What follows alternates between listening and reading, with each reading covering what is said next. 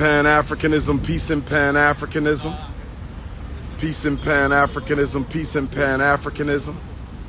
Peace and Pan-Africanism, peace and Pan-Africanism. Brothers and sisters, this is Dr.Umar Ifatunde. I'm coming to you live and direct from Brussels, Belgium. You see the statue that's behind me, King Leopold II. Most of you know the story of the Berlin Conference, 1884, 1885. The Western powers of the world came together and they carved up Africa like a cake. They decided who would get what. What would France get? What would Portugal get? What would the UK get? What would Belgium get? And this man right here, this devil, this demon, this antichrist, the worst names and the worst adjectives in a dictionary wouldn't be sufficient to describe who he was and what he did. Unlike the other countries present at the Berlin Conference, who took land for the country or for the crown, he took it for himself. The Belgian Congo became the personal property of King Leopold II. And when we talk about genocide in the modern context, we often hear about what happened to the European Jews in Germany. All we hear about is what happened to the European Jews in Germany.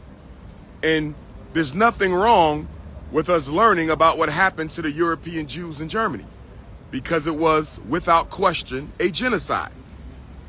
But the amount of people that this white supremacist killed in the Congo, our Congolese brothers and sisters, our Congolese ancestors, this man killed millions, tens of millions. Some say even more than 50 million. And when they colonized Africa, unlike slavery, they made you a slave in your own home. Slavery, they put us on ships and took us somewhere we never been.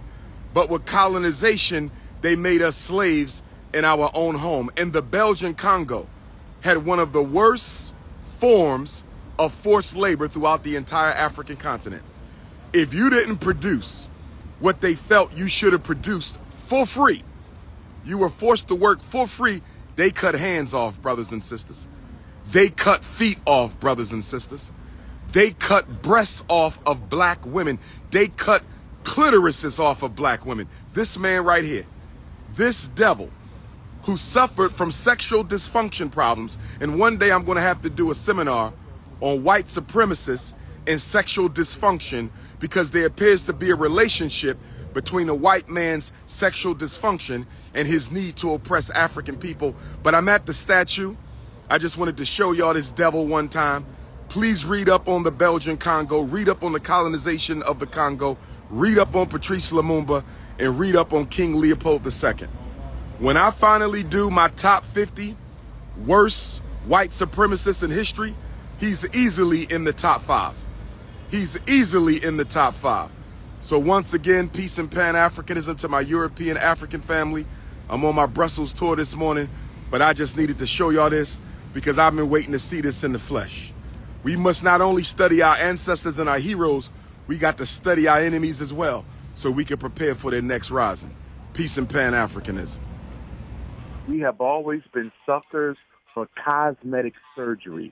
And although we can appreciate Aunt Jemima Pancakes changing its name and changing its logo, we can appreciate the Confederate flags that come down. We can appreciate the statues that get removed, but that's cosmetic surgery. America doesn't need cosmetic surgery. America needs deep, invasive surgery. America needs a heart transplant. America needs a kidney transplant.